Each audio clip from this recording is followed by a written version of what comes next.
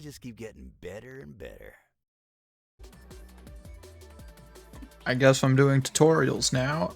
We'll start off with movement here. This level's not too bad. Took me about, as you saw in the Amethyst run, it took about 7 minutes to get done, so let's get started with this.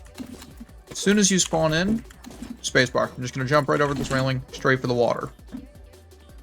Once you land in this water, you want to kind of jump off this part of the arch here, and then curve a little to the right like that. And if you look at the lateral speed, you'll see you get, this is an above water boost. I'm assuming you know what that is. You get pretty fast. So you go over here, you're going to ramp off the corner of this part. I'm just going to ramp off that corner because it gives you a slight above water boost. If you look at the movement, you'll see I get up to about 40 coming off the corner of that. Once you do that, you're going to do the same trick at the start of this level that you did to start with the arch, but this one's a lot harder because you're coming from a weird angle, and if you go too early, you hit it, obviously. If you go too late, you smack into this lip up here, and you lose all of your speed. You want to kind of misclick. I guess we'll just call this a second showcase. So you're going to do that, you're going to come up here, you're going to ramp up that, and then you're going to try to do that. And from there, you kind of hold space going up.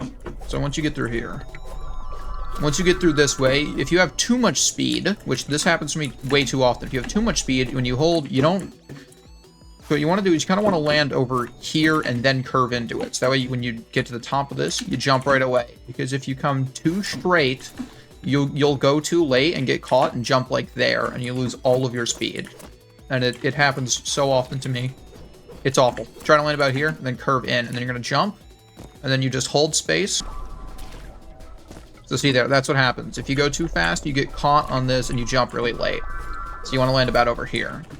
So coming from over here, you jump, and then you're just going to hold the space bar as you jump across. And you should have enough speed coming out of there, because you'll carry a little bit of it over. But you kind of just want to hold the space bar across. Jump from that corner, don't hit this corner. So when you jump off this ledge, you're just going to go straight into the water. And the last part of this level is just an above water boost. As I've been saying the past 3 times before falling, when you land on this part from over there, you're going to kind of look about here, jump, curve your mouse slightly to the right, and you'll get a nice above water boost coming up this whole thing. You kind of want to go barely out over this edge and then curve back in for a nice above water boost.